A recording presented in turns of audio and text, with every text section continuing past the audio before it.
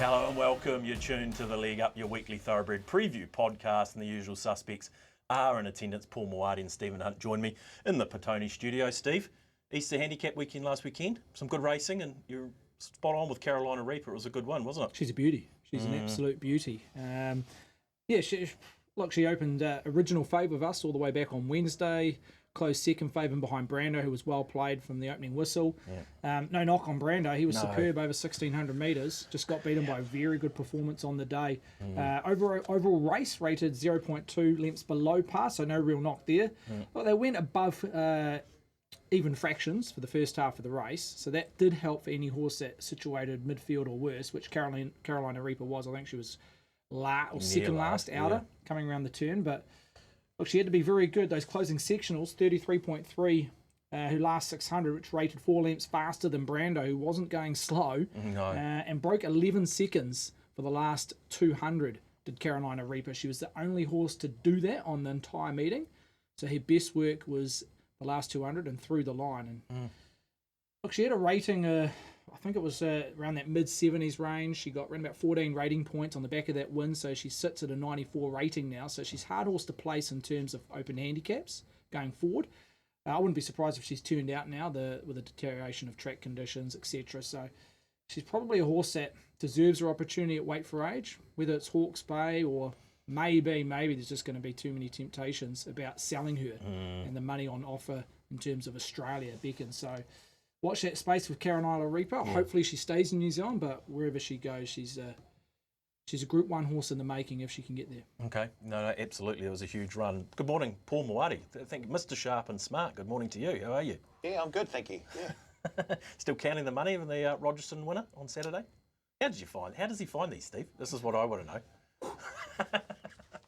Gee, I must be Phil the Power Taylor. You are. Oh, you're hitting the bullseye quite often. Here we go. You got another $10 shot for us this week? No, we'll play it nice and safe this week. Yeah, okay. Yeah. Well, we'll wait with bated breath around where Manbearly Standing's going with his bet of the week. We want to bring in our man from Hamilton Studios. You seem with a get-up. This man's in. Talk about keep the faith. Good morning, Brendan Popplewell. Good on him. Good morning. Yes, well, I've been supporting for 27 years, so why are we going to get off the roller coaster right now off the back of a heavy defeat? Wow, did they score 54 points, Melbourne Storm, in the second half? Can't believe it. I went to sleep, so I missed it all. I thought we were going good at 16-10 at halftime. No, put myself through that pain of watching that match, and the Raiders. It's the Raiders this weekend. They haven't won for a little while either, so let's hope we can get back on track. So, die-hard fan, you always got to stick with your team. Look, very good racing last weekend, wasn't it, out of Pookie, and really enjoyed it. Pinarello was impressive too in the championship stakes. Nice to see that horse put away that opposition on the weekend, and look, sets things up nicely for where Pinarello wants to head to. And obviously probably answered a few questions around Horde the Bourbon too over the 2,000 metres. But looking forward to this weekend, because this is sort of the last of those real big features for the flat season. I know there's a couple of other good race meetings to come through May. Obviously the late 2-year-old, a couple of late 2-year-old races and what have you, and of course the Rotorua Cup and those type of features, and a couple of good races out of Riccarton too to come through May. But Travis Stakes, good field with a Group 1 horse at the top of the market, and a very good Cambridge Breeders' Stakes for the 3-year-olds to look forward to. Yeah, absolutely. Look, there'll be plenty of Queensland interest with the New Zealand contingent going over BP, but Pinarello certainly stamped its mark to suggest he's going to be a live chance in a Queensland derby. Absolutely. I mean, we all saw what he was able to do through his season. They got behind just with leading towards that derby and thought maybe they didn't quite have him in the right shape. He won that 65 impressively. He went into the derby as the second favourite. He still ran with a lot of merit in that race to finish into 5th position. He missed that race in the Manawatu Classic with the loose tooth, and then having to come out and perform like he did.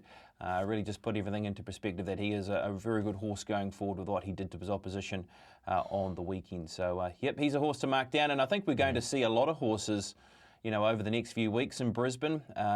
We could really have some of our better chances throughout the Brisbane Carnival, which is exciting. A lot of contingent in the Tangerine. Obviously, we've got Coventina Bay heading there also, and Stephen Marsh with a number of good runners. So plenty to look forward to over the next few months for the Kiwis in Brisbane. Yeah, let's hope Coventina Bay can take down Zaki in a Hollandale. That would be something to behold. Okay, BP, we'll stay with you. It's your popular Maidener of the Week segment. Where have you landed here?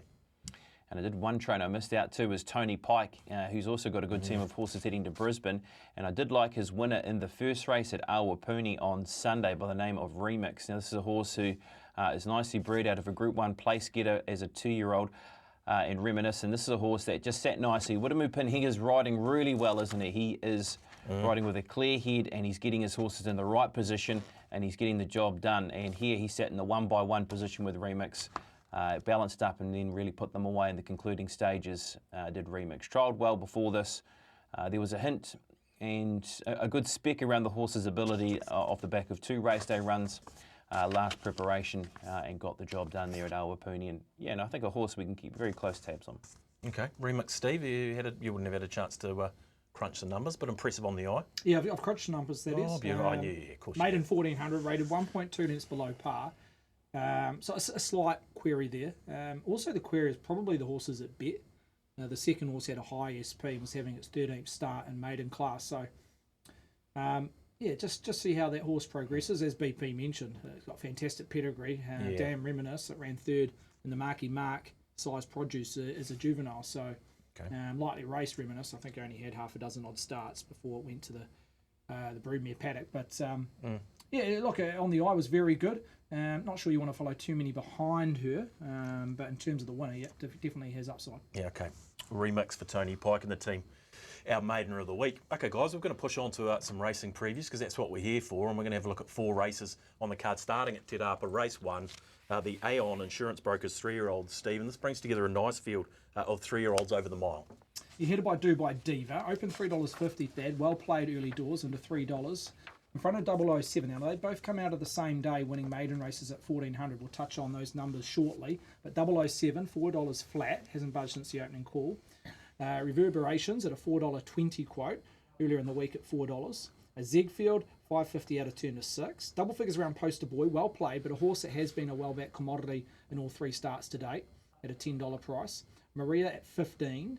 Canadian Girl, 15 out of turn to 16. Carte Blanche, 16, soft at 21. And With You, best of the rest. Well, the Ranky at $26. So early lead around number 5 and Dubai Diva for the Michael McNabb, Stephen Marsh combo, $3 flat. Yeah, Stephen Marsh flying. No surprise to see money for Dubai Diva. Interesting time of year for 3-year-olds. BP over the mile, you know, it's probably lightly raced a lot of these and late in the season for them. So there's potentially a few here with a fair bit of upside. Oh, absolutely. And I think the horse who's marked as the favourite is exactly that. Even though winning a maiden race last time to the races, her spring form has been exceptional, really. The Soliloquy Stakes is a reference that we made when talking about this horse when winning last time to the races at counties.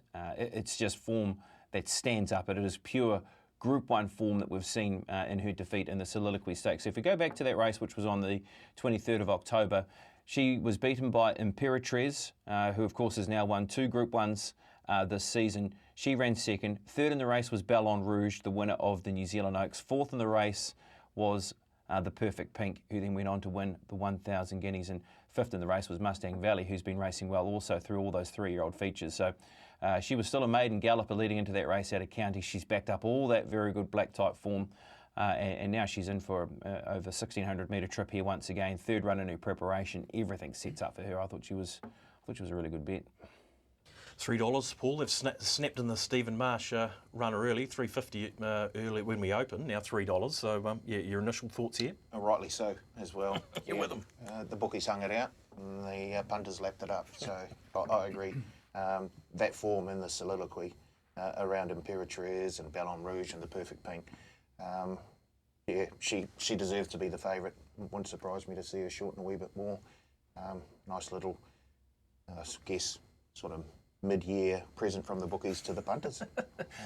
Been a few lately from Steve and the team, isn't there? Yeah, very generous. Yeah, if you keep looking, you'll find a diamond here or there. So yeah, I agree with BP. Dubai Diva on top. Yeah, big time. Okay, Steve, talk about this market and talk about Dubai Diva. Obviously, they've stepped in early at the 3.5. Yeah, well, just want to touch on 007 first. I've marked this horse as a very good horse. All 3 starts to date has been well played. The SP's a little bit misleading. It started double figures a couple of starts back, but again was one of the bigger liabilities on the day, 007. So the market is respecting this individual even prior to winning its maiden last start. Well bred and has tactical speed for Leaf to have a few options from a decent alley. So maybe 007, one horse that can put itself in the race in the first 2 or 3 and running. Now, just assessing 007 and Dubai Diva's maiden wins, because you can compare and get a nice little, like I said, comparison between the two, because they come out of the same meeting, they race with side by side at the back end of the program, and they're over the same distance. So 007 maiden win v Dubai Diva. Look, Dubai Diva maiden win went out roughly 3 lengths quicker to the 600, with 007 race coming home the last 600 3/4 of a length faster. So you break those two down, the overall figure, the Dubai Diva maiden rated 1.1 lengths superior than 007. So there's not a huge amount in it. As I mentioned, 1.1 lengths superior Dubai Diva v 007. So that's why we brought up Dubai Diva, the original fave. As you see, $3 there off opening quota $3.50. So two horses that haven't quite find their ceiling yet. They're both lightly raced, and they could definitely hit a PB, both of them, on Saturday. Yeah, okay. 007, out of Boundless on the Oaks, didn't she? Yeah, she's left a couple of good horses too. So, been by Bellardo, oldest crop, I think, a 3-year-old. So, look, the pedigree's there. The market have identified the horse as a useful type, and he's one horse as Dubai Diva is. They're kind of on the upward trajectory. So, yeah, okay. Both horses ready to hit a peak on Saturday. Got the ownership team too. 007. Yeah, who's in the ownership? The Taylors. Yeah. No relation? Auckland, no relation, sadly. Auckland mayoral candidate, Leo Malloy in the ownership. Yeah. Okay, and Stephen McKee, among others. Yeah, it's a powerful lineup. Powerful lineup. BP, who else do we need to mention in this 3-year-old race? Look, I really like Reverberations. This is a horse who drops a kilo on the defeat last time to Explosive Miss. Explosive Miss went straight to the front in that race at Uruakaka. This horse was doing all its best work through the line to finish into that second position. Has a good draw on the weekend. Hasn't had a barrier draw in his most recent couple of runs. He's drawn 2 and he's got the blinkers on. So just like where he's situated, where he can be in a good spot in the map, Reverberations. Just like to see him being able to use that on the weekend and just give him that opportunity. If he can, I think he's a decent player in the race, because he won with a fair bit of authority when he won his very first start on debut. He's nicely rated by the team, so I thought he was a definite player, along with the 007, with how the horse was able to perform. Like Stephen said, look, he's come with a good rap, and he got the job done last time to the races. And then you start looking towards horses like Ziegfeld again, drawn in barrier number 1. She's a 3-year-old filly that will certainly be able to use that and then take a position from there if they want to hold.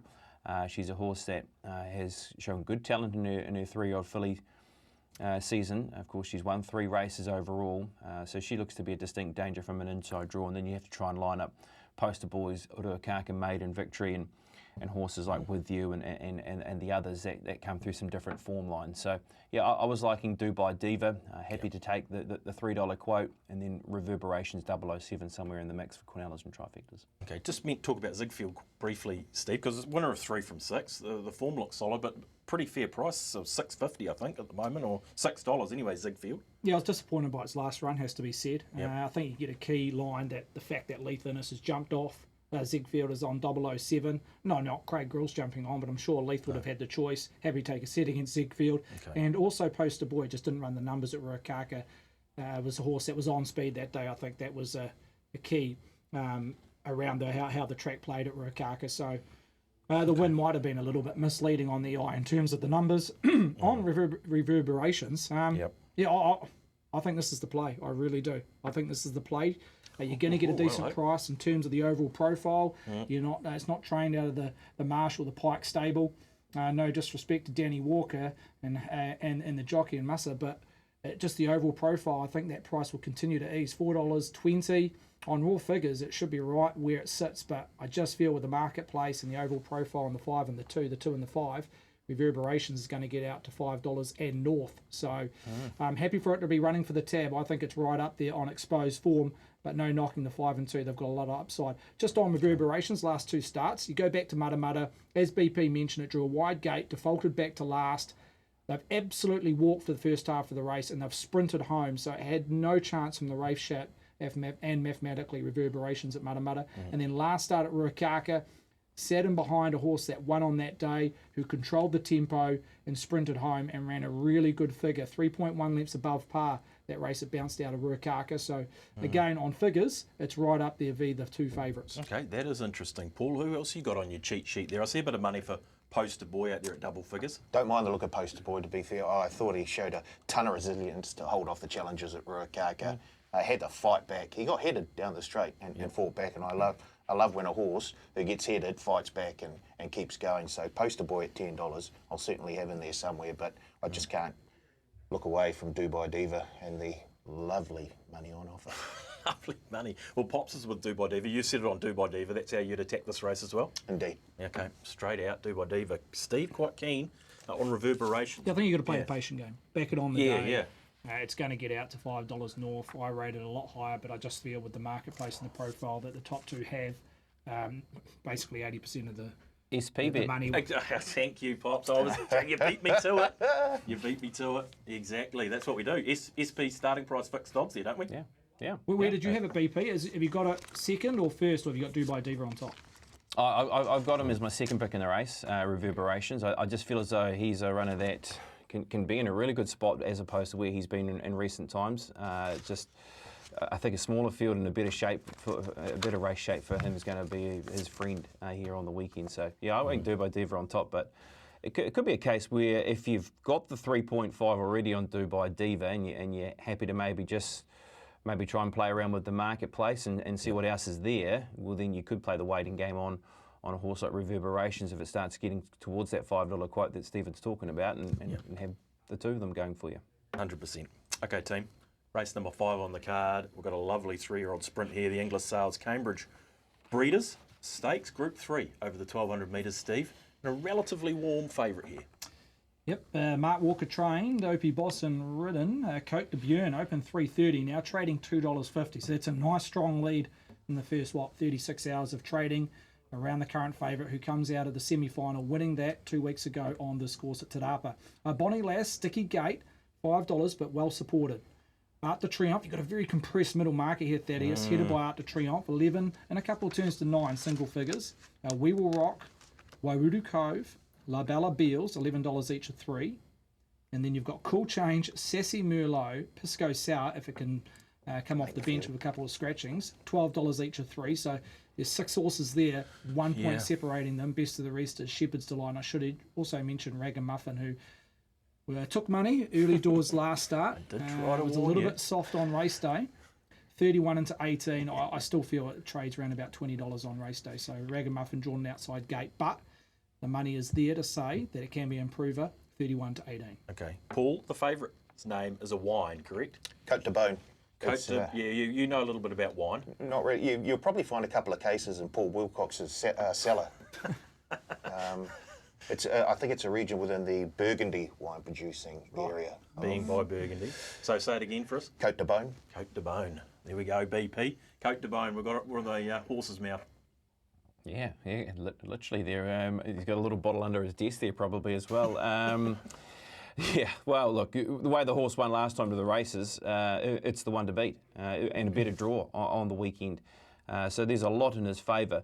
What I will say is this race is certainly stronger, and that was a very good field that he beat a couple of weeks ago, but it's certainly stronger, isn't it, because you've got the inclusion of a horse who has gone to Group 1 level twice and been placed in Bonnie Lass. Now, Bonnie Lass has not fared well in the barrier draw, and that is a massive concern, but if she can overcome the barrier draw, I think on exposed form with what we've seen so far from all of these runners that are in this field, that she is the class element of the race because she has gone to the highest level and she has been able to hold her head up very high in those races, Bonnie Lass.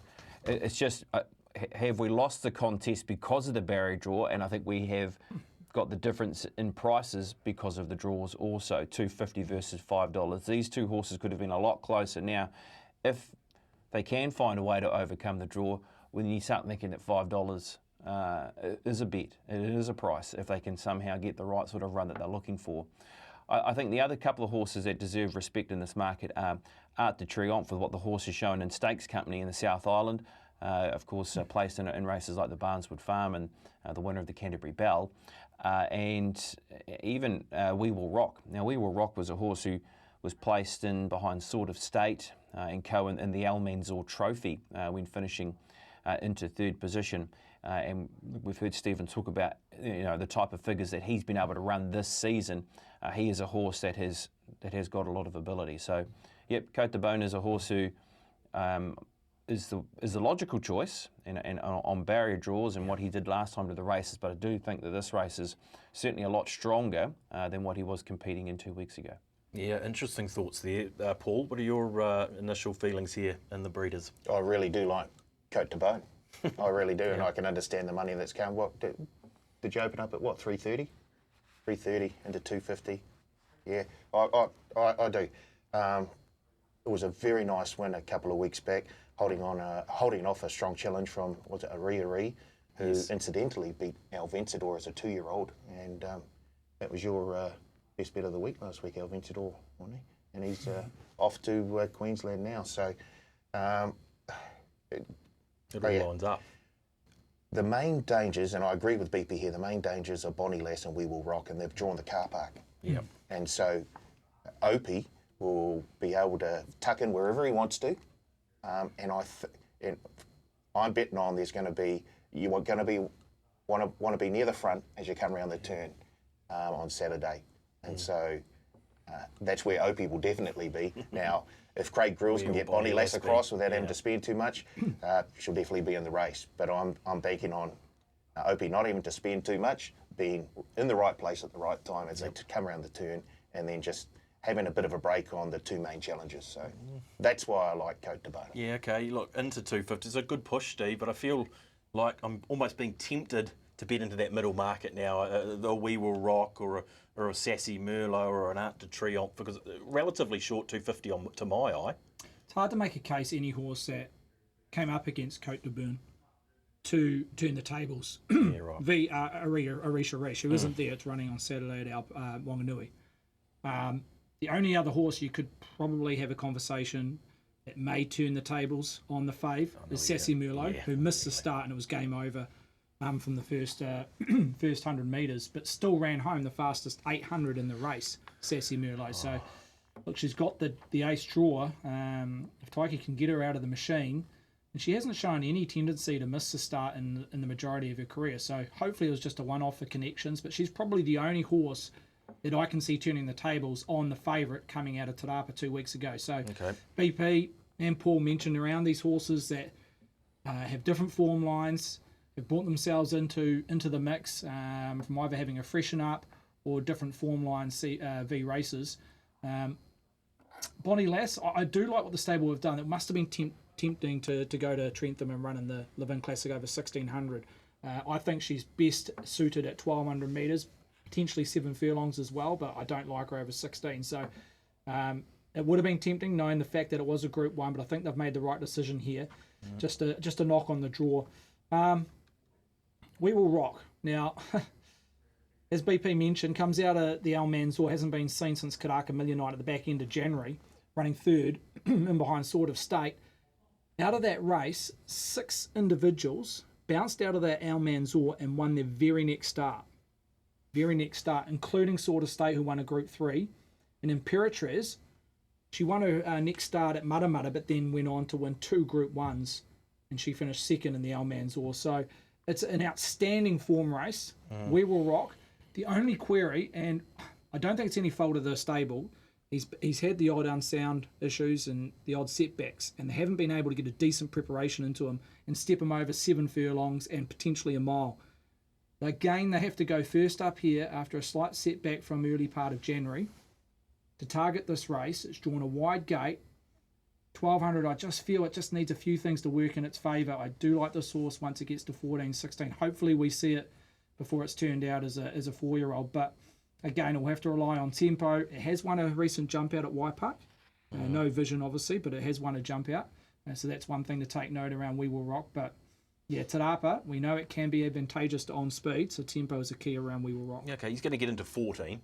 So he's drawn barrier 20, but we've got 6 emergencies there, so that's something, I guess, for We Will Rock. BP, You obviously like the favourite, but talk about some of these horses in that middle market that we haven't mentioned. Maybe your Sassy Merlots, your Shepherd's Delights wasn't a bad resuming run in that race. Stephen mentioned that maybe they're not going to be able to turn the tables on Cote de Beaune, but talk about some of those middle market horses that you don't mind. Look, I thought she trialled really nicely, Shepherd's Delight, before her first up run. It was a great chance to get a bit of a line on where she is. And I really like what I saw in that race where she was finishing on through the line. Now, she's a runner that's been Group 1 placed, of course, in the 1,000 guineas over the 1,600 metres, but she looks to be a good sharp improver second up. She's the one, she could be one of those closers. It's a horse, if it's a race where it is on up front, if Sassy Merlot can find the front and there's a little bit happening from horses that are drawn wide that want to get up on speed, and there's a lot happening in the race, well, then it helps horses like her that are going to be getting back and looking to be running on. You've got also horses of the like of Synchronise. Again, Synchronise is a horse who's had 4 starts for 2 wins. The way this horse has won her 2 races, she's, again, a horse who's drawn sticky, but she might be one of those horses that could come with the big booming finish. So you have to play... To be backing these middle market horses, you're hoping for a number of things to go your way, where you've got Cote de Beaune and a good draw with Opie on, one last time to the races. You get a bit of a chance to line up some race day form against race day rivals. So that's the advantage you have there, where other horses you're banking on speed, getting a clear run, getting on a 3-wide train, getting going at the right time, hoping the favourite's in trouble. All of those scenarios have to come into factor to be backing these, and hence why they are 10, 12, 15, $20 shots. I think Sassy Merlot is very key to the race because that was something new that we've seen from her. We haven't seen her do anything like that beforehand. I know sort of Pam was sort of shaking her head afterwards as well, because that's never really happened beforehand. So we just have to sort of wipe that. Now that the horse is drawn in barrier number 1, was tipped to be a big part of the speed in that race at TERAPA a couple of weeks ago, and with what she did, it meant her chips were done at the start. So I think she has to be a bit of a watch in terms of what happens with the speed and where she's drawn. Look, it's a terrific field, it really is. I mean, there is form galore here. There's one other horse I haven't mentioned, and it's White Ark Cove. This is one of those horses that has produced really strong runs. Look, super run last time at Oroturu in a 65 graded race where it was one up on speed. This horse has come from nowhere to finish into 4th position. He looks to be a really nice type. I think he's a horse to watch out of the race. If it's not his race on the weekend, he's hovering around $9 or $10. He is a runner I want to be watching for the new season ahead. I think he's a talented type. He's drawn well. He's just... If he can get that right run again, he could be a massive player for trifectas and first fours. He sits at around that $11 mark. How would you attack it, Pops? How would you attack this race? Look, we've mentioned a lot of horses here, I think, but we need to, because it's that type of race. I think we should be mentioning these horses because of the form they bring in. I keep coming back to Cote de Beaune because of his things that are in his favour. The horse I'm massively worried about is Bonnie Lass, because I think she is the best horse in the race. She has the best credentials in the race. She's just going to have to she just needs that piece of luck. If the luck's on her side, there's no reason why she can't win the race also. Yeah, 100% she can definitely win it. I think Pop sums it up well. Paul, you can take the 250 around the favourite. Yep. Nice, safe play. Opie's going to race up near the speed. He's going to do what he does. It's going to be professional, this horse, and it's going to get out and give you a hell of a run for your money. Or, because of all those things he mentioned, you can have a bit of a shot at the stumps at double figures. Which way are you going to attack it? I'm sticking with Opie Bosson and Tiako. Yeah, it's the same play. I'm not going to get Opie or Tiako this weekend. Yeah, okay. I'm sticking with again, you will, yeah, but not a Saturday. Not this Saturday. Right. Yeah, Cote de Beaune. Oh, well, and if Sassy Merlot's in there, it's almost like the battle of the wines, isn't it? True, here's your Cornella. And we haven't mentioned Pisco. Well, we have mentioned Pisco. Yeah. So obviously, she needs scratching to get into the field, but what she was BP's maiden of the week 2 or 3 weeks ago. Yeah. Wow, that was an impressive victory. Well, let's talk to Steve about Pisco Sour quickly. I know it needs a scratching, Steve, but it is coming out of maiden, so quite hard for us, the general public, to assess. Pisco Sour coming out of a maiden, coming up against these horses that have won 2, 3 races. How was Pisco Sour's win, and could it measure up in a race like this? I think she can measure up. Just looking at her maiden stat, I didn't have it with me last week, but 3.5 lengths above par for maiden class. She put a margin on her rivals. Don't think she bet much, but if you just assess her performance, it's right up here. She just needs a little bit of luck, a scratching or two to get into the field, and she presents a chance. She kind of fits where she is in the marketplace, in that middle market, in the mid-teens. I don't think she probably deserves to be in single figures. I don't think she'll get there again from a wide gate and the horses that sit in front of her currently in the marketplace. Just with Art de Triomphe, the Southerner. Yeah, see money for it. Yeah, look, there was always going to be money. There's been money from day dot when she made her debut as a juvenile. Look, winning strike rates there, won 3 races from 6 starts, including a Champagne Stakes. My concern is that she's yet to produce any significant figures that measure up to the North Island 3-year-olds. So I priced her well into double figures. I knew we were going to take money for her, and there was going to be an early liability for the TAB Art de Triomphe. She's gone from 11 into 9. Yeah, intriguing to see where her price ends up. She's had a trial into this. She's had a couple of trials. She won her most recent trial. I thought it was okay. She came down the middle part of the track and finished over the top, beating a few horses that are 65 tried gallopers. So can't take too much out of the trial. But just on pure figures, raw figures, she's got to improve significantly. So happy to take a set on the 12. But if I had to stand one out, Sassy Merlot. I'm willing to forgive. I backed her last start 2 weeks ago. Can't go, Steve. I'm running. I told you last time I was running out of money for the Sassy Merlot. I've got to go again. I know, but I don't think you should be dropping the ship quite yet with Sassy Merlot. She's drawn barrier 1. Just forget last start, and because of her last start antics out of the machine, you might get an okay price, $12. I could see her drifting a point or two on race day, Sassy Merlot, purely on that alone. Well, there has been some good early money for her. So, yeah, look, plenty in that double-figure market that the boys have mentioned. We Will Rock, Sassy Merlot, Wairau Cove for BP, but basically settling on Cote de Bone in the end as Pops. You're the same here, Cote de Bone, aren't you? Cote de Bone. Ahead of what? But you've convinced me to take a fixed Quinny now, Cote de Bone and Sassy Merlot. She ran home the fastest 800, catching the rest of the field, missing the start by 4 or 5 lengths. So that's a big effort for Sassy Merlot. She had all reason to peak in the last furlong, but I've just seen the price. $23 for the fixed Quinella, Cote de Bone, Sassy Merlot. Okay. Battle of the Wines. Battle of the Wines, that'll do me. Look, at a great race, great betting race, and looking forward to the Breeders, Cambridge Breeders, race number 5 on the card. Race number 7, guys, is the Group 2 Travis Stakes for the fillies and mares over the 2,000 metres, and we've got a genuine Group 1, well, probably a couple of genuine Group 1 performers here, Steve, topping this market. Yeah, too illicit won a Captain Cook earlier this season on this track, albeit that was 16 v 2000 on Saturday. $2.10, so open in the black, now trading in the red to illicit at $1.90, well played. In front of Citarama, who's been well supported, clearly the second best bat runner, $3.60 hard in that second line. Charm Star, $6.50, third fave. Zola Express, always well played early doors in terms of Thursday and Friday heading to a race day, $8.50 into 8. Lecria at $10, double figures around Blue Moon at 26. Lily Dior, 31 out to 41. Rip 'em Up, also $41 quote, and Sanibel, 41 out to 51. So Cinerama, well played.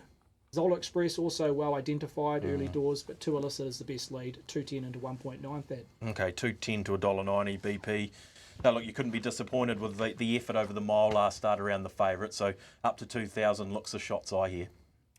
Yeah, and the key to that race was just with where she was in running and how the race developed. Imperatriz was in the right spot, Opie got out at the right time, and your two main dangers in that race were closers, Cavatina Bay and also Imperatriz and To Illicit, and they did exactly that, but they were just no chance of being able to catch Imperatriz with the type of run that horse got and how the race panned out. So they were very good through the line. Look, there's one race that always sticks with me when I think about To Illicit, and it's the Waikato Guineas that she won at this venue over 2,000 metres. It was 2 years ago, yes, but it was the race that announced her as a serious racehorse when she was able to beat Travelling Light by, what was the margin in the end, 7.5 lengths.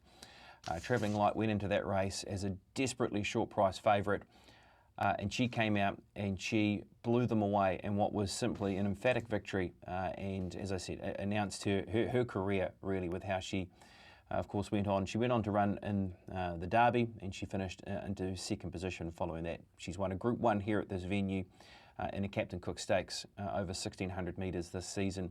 So things do look to be all setting up nicely for her. Stephen, I will come to you around this race in terms of tempo because that looks to be a lack of it, a best way of putting it, with Charm Star, who has that ability of going forward and maybe trying to control the race like the horse did when she was in the Manawatu Breeders last time to the races. It's a good point, BP. Yeah, the speed, there's a lack of it. I had Charm Star leading, or at worst sitting outside the leader. Possibly could be Lily Dior. She's had a tendency to go forward in a few of her races in the last season or two. Andrew Corder does the riding there. Andrew Corder flying at the minute. 7 wins from his last 25 starts for the young man. So a jockey on a little bit of a purple patch of form. But yeah, just back on the tempo, I think those two can really control it. I think Billy has plenty of options here. If he does lead, he can control it up front.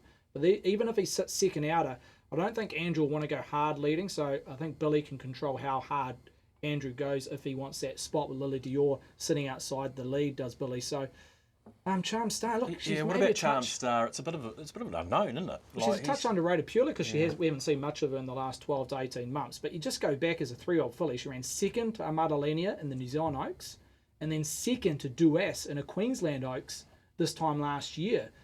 And then you look back in her spring form last year, and she was less than 3 lengths to Montefiore in a Metro last season. So she's got plenty going for her. She went under the guard at Alpuni, winning.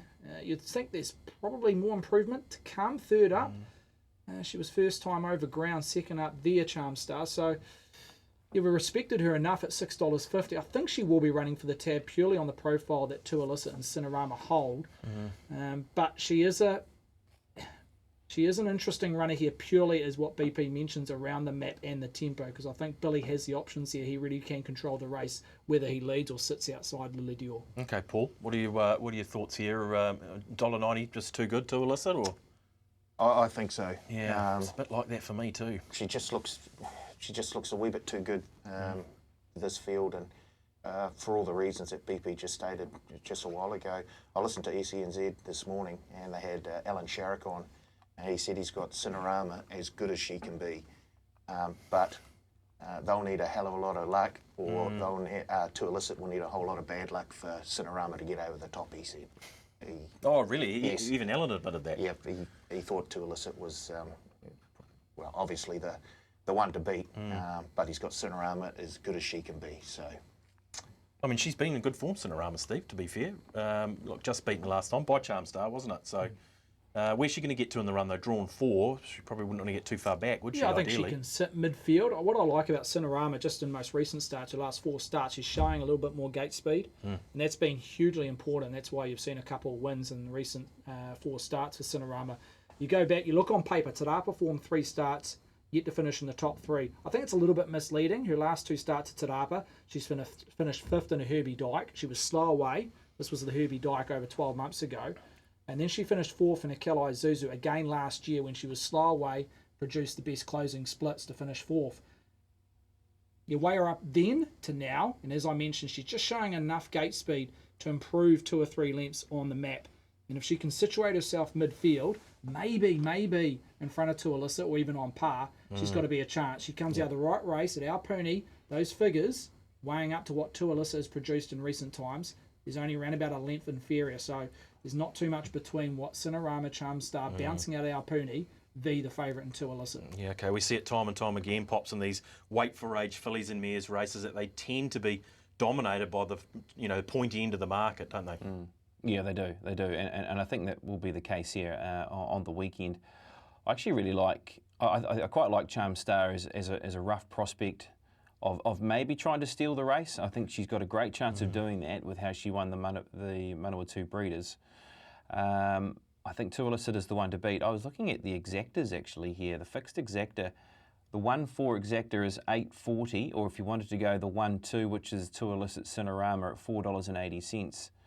Wouldn't mind actually entertaining playing around both of those little exactor bets there on Two Illicit winning with Cinerama and Charm Star and behind. That could be a play that might get me before we shut off here here in the Hamilton studios for our day after the Rotorua races. Look, Zola Express, I suppose, is the other horse we need to talk about because of how good the horse was 2 starts ago, winning the Alpurnia Gold Cup and beating home a Group 1 horse in Tiptronic. I mean, she was terrific with how she surged over the top. They had a crack at the Group 1 and well, they had to, didn't they, with how the numbers were faring for that race and in the New Zealand Thoroughbred Breeders, and she was beaten 11 lengths and she got back in a sort of a sticky spot. So back to the 2,000 metres is going to be her best friend, but she's just going to have to turn around what happened last time out to the races here at TERAPA. So they are the 4 that have the best credentials in the race. Then you start looking towards Le Crayere, who was beaten in the Manawatu Breeders last time out to the races. But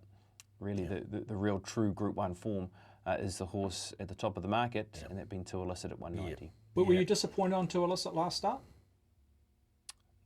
Disappointed? Oh, certainly not disappointed with how she ran. There might have been a chance where there possibly could have been a little bit more positive. I'm not sure if they were planning to be positive to try and get her into the race early to get into a position of maybe outside leader. Because if she'd been in a more prominent position, look, she possibly could have won that race, but they decided to pull back. She had that little sticky barrier draw, pull back and try and let her roll over the top. And of course, just the way that race panned out, maybe they were looking for a little bit more genuine speed from, what was the horse, One Dream, One Soul, who was in front, the Lee Somerville horse. Opie got out at the right time, didn't he, instead of being caught in that little pocket, and that just meant that those horses in behind they were chasing a memory, really, because they were going to have to be very superior and her off her game, and she wasn't when she won that race. So, look, they ran well, finishing 2nd and 3rd, and now she gets to 2,000 metres. As I said, she's got a great record at that distance at this venue. So, yep, I'm keen to be on her. Okay, Pop's thinking fixed exactors with Cinerama and Charm Star. Paul, can you get away from the pointy end of this market? Probably not. No, you can fall into the trap of trying to overanalyse a race when it's looking you straight in the face. And You're the master of under-analysing them. Too Illicit is just waving the hand and saying, pick me. So. Yeah, you'll take the $1.90 Too Illicit. Fixed exactors, not a bad idea potentially. Yeah, I like that. Yeah, BP. Hey. He's probably on already, Pops. Yeah, exactly. That price is gone. Yeah, exactly. Righto, team. Last race. I watched Michael's ride. Just going back on what BP was talking about Too Illicit. I watched Michael's ride a few times. Look, I think just through circumstances, he was just unfortunate, because if you look at the first 100, 150, Michael rode from a wide gate to try and situate the horse in the first 4. And there was just a few horses underneath him that wanted that same position. So he was in no man's land.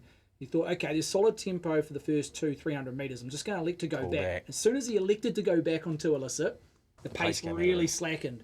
So it was just through bad circumstances around Michael's ride on Too Illicit. And as you looked out the overall race shape, we've touched on a few weeks ago, 5 lengths below par to the 600. The last 600, 34.13, 5.6 lengths above par. That was Imperatrice, wasn't it? Yes. So mathematically, she was in a no-go winning position at the top of the straight. So, yep, she's the one to beat. I'm just not sure what her sweet spot is. If you asked me 12 months ago, 2,000 metres, yes. But I think what she's shown over 1,600 in the last 12 months, I think 2,000's neck and neck.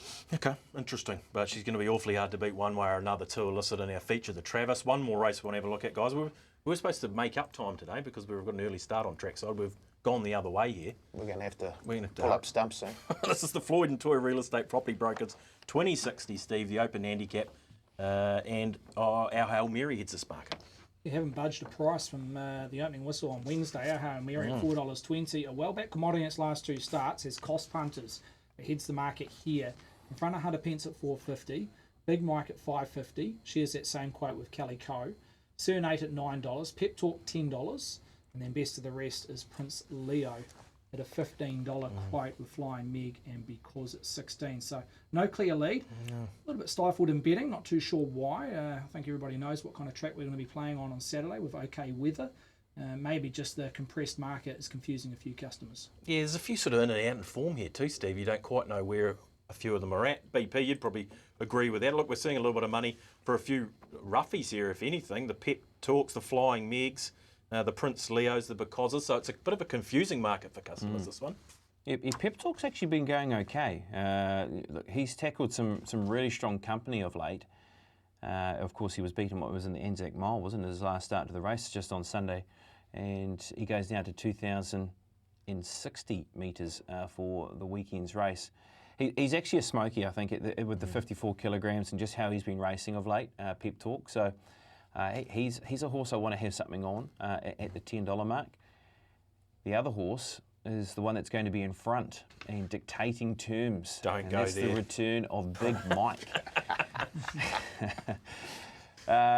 Look, he's a horse that has just been ticking over. I know Sean's been very happy with his progress coming into this race. He's had a trial.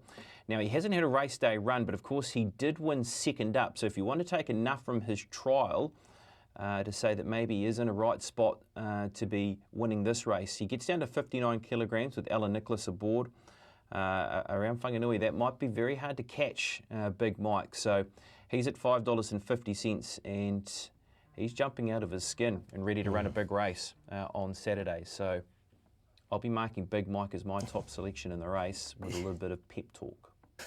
He hasn't had a run since November, BP, but you obviously think he's going to be. I see he had a trial to give him up to the mark, so Yeah. they've probably done this before with him, haven't they? Yeah, look, he's ready to go. Yeah. And he can carry some weight. He's carried 58.5, winning a Hawke's Bay Cup. He'll have to carry 59 kilos on the weekend. So, look, he's done it all. We all know his record, and he'll be able to find his position where that'll be nice and joyous out in front. And if the track conditions are in the right spot for him on the weekend, we've spoken his sweet spot in terms of track conditions around that sort of that 4, 5, 6. Yeah, hopefully it might be all go again for Big Mike. You beauty. Paul? I love Big Mike. I love the big guy. He's, well, really do. BP's his number. He's the president. You must be the secretary. What's happening here? I do. Oh, look, as BP said, he's carrying almost as much weight as the Warriors gave up points last Monday night. But he's done it before, as BP said. He's won almost as many cups as Manchester United. See, only if the Warriors could have a claimer too. I think they've got too many claimers. But I do, and I think he's a big go here. What, 550 the last time I looked. I think he's got a Pakenham Cup, a Moe Cup, the Hawke's Bay Cup. Yeah. You boys would know. Yeah. Obviously he's used to carrying these big weights and gets the claimer on. So with Alan riding, gets 3 kilos off. So that'll. Oh, gee. You boys lining up today. You don't tell me you got pep talk. I on do your numbers actually. As well. Yeah. Oh, well. There was a lovely finish in the back at Awapuni last time, and was running around in much stronger fields back in February and March. They were average runs, but He does bob up too, pep talk. I know that's Yes. not exactly great form analysis, but and this look, he meets a field that's not as strong as the ones that he was running around against a couple of months ago. So we're on the song. We're singing from the song, same song sheet. You me and are. BP. I really like Big Mike and pep talk as well. okay. I reckon this market, Steve, just might be a little bit stifled because customers aren't quite sure where our Hail Mary, maybe even Hunter Pence sort of are at the moment, and they're our $4 favourites. Yeah, 100%. That is. I don't have a strong opinion in the race. And I think a lot of customers sit on the same thought process. Our Hail Mary, as I mentioned, has been a well-back commodity. Had 48-day spell in between its run at Ellerslie and Awapuni, from the middle part of February to the early part of April. It had ran about roughly, I think, 4 starts until it won this season, our Hail Mary. So probably on reflection, maybe just needed the run or two since having that little bit of a freshen up in between February and April. They led last start. They won't be doing that again. They won't be trying to lead on Hail Mary. They'll look to get a bit of cover, maybe midfield, try and find that neutral position. Look, if she brings the A game, I know it's cliche. She probably is the best horse in terms of the weight that she will carry here, 55.5. Again, I don't mind Serenade. I know you couldn't have it on its last run, You but talked me into it at Hawke's Bay, and it went awful, to be fair. There's no real excuse. Just in this race here, look, it doesn't have a great winning strike rate, but it just can follow that slipstream in behind Big Mike, and it's done that previously, say Hawke's Bay Cup last year. Can follow that genuine tempo set up by Big Mike, Serenade. He might run a drum and maybe one of those 1x3 kind of plays, but overall no strong opinion. But I think our Hail Mary with our overall profile will start fave, but maybe 4.2 is bottom mark. Yeah, okay. BP, surmise the race. Tell us how you'd attack it from a betting perspective. I was going to start making up some T-shirts first of all, though, for Mawari and myself, and it's going to put "I love Big Mike" on it. We're going to get it on the show. Big Mike. Yeah, I love it. Big Mike and Pep Talk. Keen to back both of those horses on the each way. Okay, Paul, and don't tell me you're exactly the same. That's what we're doing. Yeah, okay. Okay. Well, it's all Big Mike in the Open 2060 at Wanganui on Saturday. Okay, team, we better push it on. Is bonus back blitz on, Paul? It is. It's slightly different from usual, though. Yeah. We do have a bonus back blitz this Saturday, but we're taking the first 3 races from 6 meetings. So 18 races altogether. So more races? So yes, not more less. races. Okay. But spread across more meetings. Okay, so the first 3 races from the Invercargill Harness, Wanganui, TERAPA, Hawkesbury, Eagle Farm, and Morfettville. Oh, jeepers. There we go, first 3 races from those 6 meetings. So part of the bonus blitz. BP's going to be busy on Saturday. He's going to be flat out, isn't he? Right, I'm getting wound up on my air team, so it's supposed to be viewer-listener question time, and we just haven't got time to get to one this week. But Adrian Broad last week, Steve, he turned his $100 bonus bet into something, didn't he? Yeah, what was it? Title, top 4? Top 4, 220. Yep. So Easy Matt money. Robbins and Adrian Broad. Both in danger.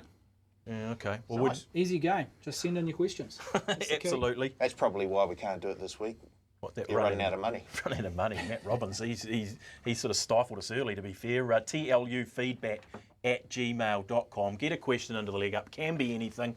Steve will pick something out of a barrel, and if you are selected, win a $100 bonus bet going straight into your account, and we'll get back to the viewer-listener question next week. But we have to get to best bets, boys.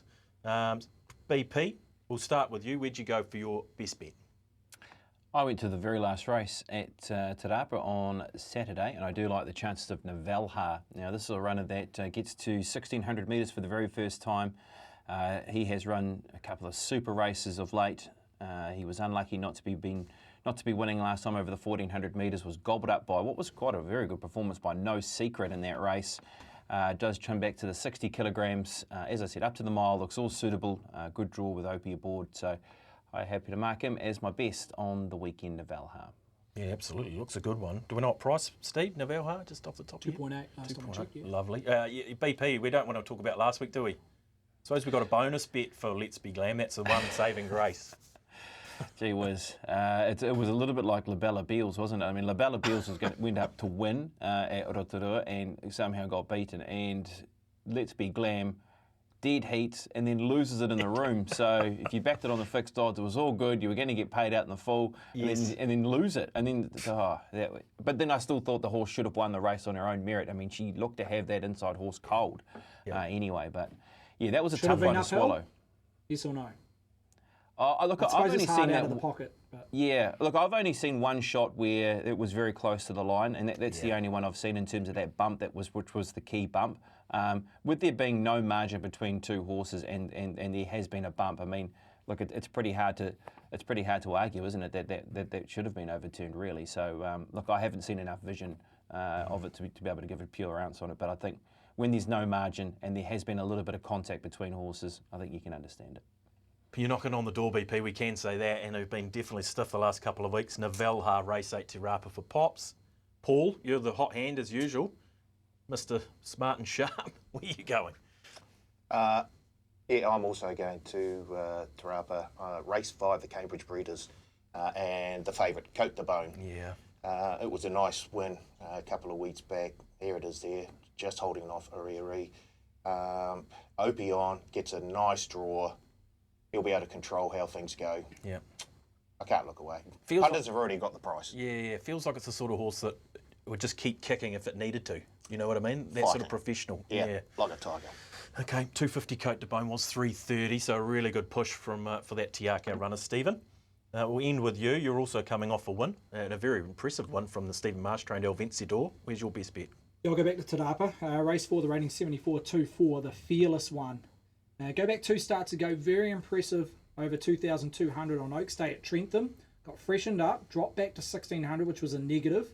I loved its run. Off a hot tempo, flew home into second, running the best closing sectionals in the race, in behind Sergio, who's been a subsequent winner at listed level last Sunday. So back over a trip, 2,400. think he's got open class next season. But the Fearless one will get the job done at TERAPA in race 4. Okay, we're all at TERAPA on Saturday for our best bets. Righto, team. Time to say goodbye. I think trackside starting early. Pops, you've got an incredible turnaround. You've got to go and change your... They're not going to go on with the Warriors shirt onto trackside? Get your Tigers jersey on. Yeah, that's disappointing. Anyway, yes, we've got a race meeting. 11 races. Wow, horses are coming out of the woodwork for the autumn season. A lot of first starters, a lot of good trial performers, and some horses to note down. I think there's a very key race that could play a possibility. Look, here we go. Might be the maiden of the week coming up out at Rotorua there. So keep tabs on race number 4 this afternoon. Might be the race. It could be the maiden of the week next week. Okay, you're not going to give us a clue for our Friday viewers? Well, there's 3 nice horses in the race. There's a horse called Fire Lord in there, in Ecstasy. Savito is also trialled really nicely. It's one of them. We've also got Lucky Simon, who's drawn nicely. In Ecstasy might be the hardest to beat. Okay, I see what you're saying. It could be any of them. Whoever wins it could be the maiden of the week. Okay, thank you, Pops, for your efforts. We'll let you get away and get changed and start getting ready to host some trackside. Paul, thanks for your efforts as always. What are you up to now? Off to the WHANGANUI Golf Club. Got a tournament there. I'm playing for the brown team. We're playing against the white team. Less said about that. Potentially the better. Enjoy your afternoon. Enjoy your punting weekend as well. Make $1. Well, I hope to. Yeah. Okay. Best of luck. And Steve, thanks for your efforts as always. Thanks, Where are you going Lucas. to be tomorrow? I'll be here. Yep. Be here. Yeah. Whanganui and TERAPA. Yep. Helping the team on trackside. Yep. Okay. BP not on course. He gone. He's gone. He's gone. Yeah, Right, I back see up. you can go. Like Murray Baker as he Yeah, rides off yeah. to the sunset. I told him he could. I dismissed him too, so it's no surprise he's gone. Yeah, okay. Well, hopefully he might be. Let's wait and see. To be seen. Yeah, we'll see you next week. Yep. Pacheco on the first today at Rotorua. Okay, special for our Friday listeners. There if you you're watching go. on Saturday Watching it morning, live, Well, there's if a you're little watching bit it of a live, yeah, you've got a chance. That's the. I think it closes in the red. You still get black 210, 220. Just has superior form in the highway. Is that in the first? Get the day off right. Okay, team. Best of luck to you all out there. Thanks for joining us again, and we'll see you in 7 days' time on the Leg Up.